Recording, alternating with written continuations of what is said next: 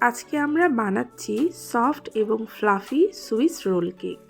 Bakery স্টাইলের এই sponge কেকটি আপনারা ঘরে বসেই খুব সহজেই বানিয়ে ফেলতে পারবেন, যেটা বাচ্চাদের টিফিন, অতিথি আপ্যায়ন এবং বিকেলের নাস্তার জন্য একদম পারফেক্ট। তাহলে চলুন বেশি বকবক না করে আমরা রেসিপি শুরু করে দিই। সুইস রোল কেক বানানোর জন্য প্রথমে একটা বাটিতে বেশ কয়েকটা ডিম ভেঙে কুসুম আর সাদা অংশ আলাদা করে নিতে হবে। এবারে একটা পাত্রের মধ্যে পরিমাণ মতো তেল এবং দুধ দিয়ে মিশিয়ে নিতে হবে। এরপরে এর মধ্যে দিয়ে দিতে হবে ডিমের কুসুম এবং চিনি।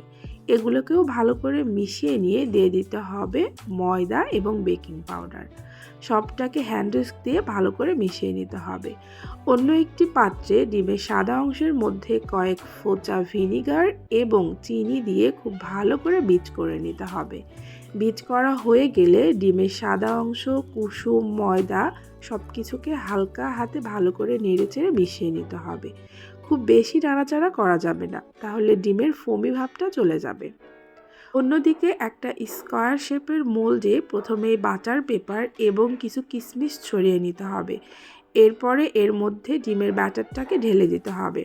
তারপরে মাইক্রোওয়েভ ওভেনে বেক করে নিলেই কিন্তু রেডি মজাদার এই সুইস রোল কেক। আপনারা চাইলে কিন্তু চুলাও বানাতে পারেন এই রোল কেকটি। এবারে রোল কেকটি গরম থাকা অবস্থায় রোল করে নিয়ে পিস পিস করে কেটে নিতে হবে। তাহলেই কিন্তু তৈরি হয়ে যাবে মজাদার সুইস রোল কেক। রেসিপি ভালো লাগলে অবশ্যই লাইক, কমেন্ট, শেয়ার। আমার চ্যানেলটাকে সাবস্ক্রাইব এবং পেজটাকে ফলো করবেন।